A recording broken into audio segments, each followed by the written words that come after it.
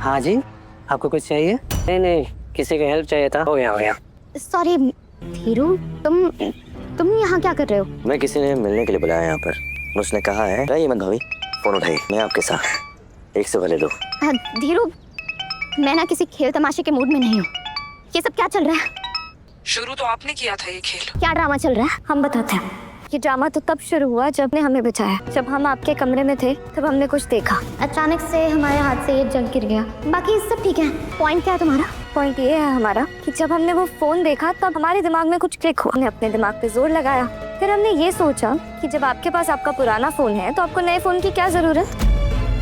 इतनी जल्दी हो सके अपनी बेगुनाही साबित कर दो, क्योंकि ना ये हम रोज रोज ना ये सब नहीं देख पा रहे हैं। प्लीज अपनी बेगुनाही साबित कर दो और वापस आ जाओ उस घर में। हमसे नहीं हो रहा, अब हमसे हो जाएगा।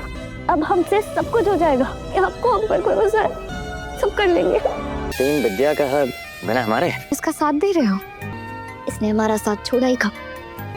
ये सब कुछ, ये पूरा कमरा इसी ने सेटअप किया। रहने लायक इसी ने हमारे लिए बनाया। हमें गर्व है तुम पर। आखिर बेटे किसके हम? टीम विद्या के वाइस कैप्टन है। अपनी माँ की अपने कैप्टन की सिखाई हुई बात कैसे भूल सकते हैं कि एक बार जिसका हाथ थाम लिया वो कभी नहीं छोड़ना। तो ठीक है, इस कैप्टन की एक और बात मान लो। हमारी बहू को जल्द से जल्द हमारे घर में ले आओ वापस। शुभ। क्या रज्जी के हाथ ऐसा सच लग गया है जो नर्मदा के होने वाले बच्चे की मौत का राज खोल सकता है? क्या मोगरा ने सबके सामने रज्जी का फोन गिराकर उसकी पूरी कोशिश को बर्बाद कर दिया, या फिर नर्मदा ने जानबूझकर रज्जी का साथ छोड़ने का नाटक किया है? भाई एपिसोड में रज्जी घर पहुंचते ही नर्मदा को बुलाती है और उसे अपने फोन का वीडियो दिखाने की जिद करती है। रज्जी का कहना है कि इस वीडियो में वही शख्स है जो नर्मदा के अनबॉर्न चाइल्ड की मौत का जिम्मेदार है। मोगरा तुरंत रज्जी की बात पर भरोसा न करने के लिए नर्मदा को कहती है।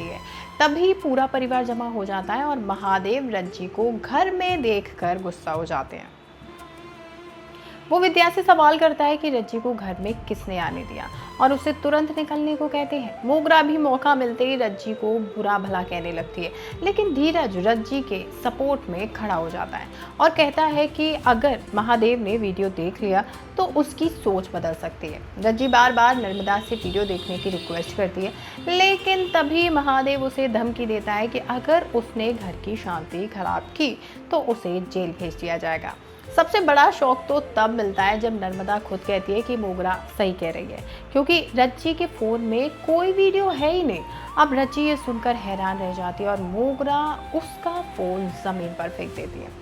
इसके बाद में सब लोग अंदर चले जाते हैं। मोगरा नर्मदा का भरोसा जीतने पर खुश होती है और उसे रज्जी से दूर रहने की सलाह देती है। फिर वो लाजवती और यश को बताती है कि रज्जी उन्हें एक्सपोज नहीं कर पाई और नर्मदा अब उसके कंट्रोल में है। तब लाजवती उसे याद दिलाती है कि नर्मदा पहले भी उनके साथ धोखा कर चुकी है, लेकिन मोगरा को पूरा यकीन है कि इस बार नर्मदा पूरी तरह से उसके साथ है। अब मोगरा ये भी बताती है कि अब उसका अगला मकसद रज्जी को घर से पूरी तरह से बाहर करना है और महादेव को रज्जी के खिलाफ करना है।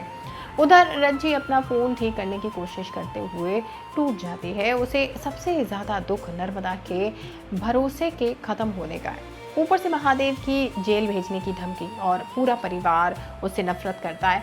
ये सारी चीज़ें उसे परेशान कर देती हैं। धीरज उसके पास आकर संभालता है और कहता है कि उसकी मेहनत का रिजल्ट जल्दी सामने आएगा। अगले दिन रज्जी चुपके से नर्मदा के रूम में पहुंचती है।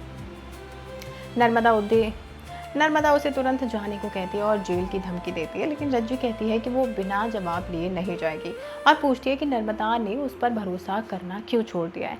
तभी एक चीज़ गिरने की आवाज़ आती है और मोगरा रूम की तरफ आ जाती है। रज्जी दरवाजे के पीछे छुप जाती है। मोगरा नर्मदा से आवाज़ के बारे में पूछती है,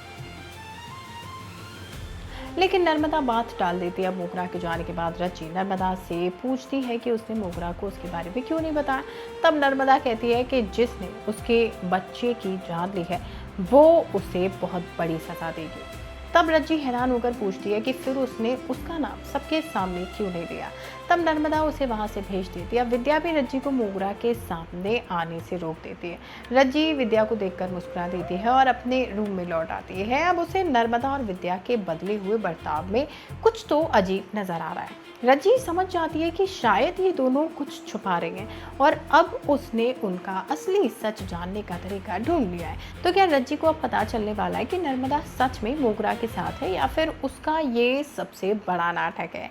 आपको क्या लगता है कमेंट करके ज़रूर बताएं। वीडियो पसंद आई हो तो लाइक शेयर करना बिल्कुल ना भूलें।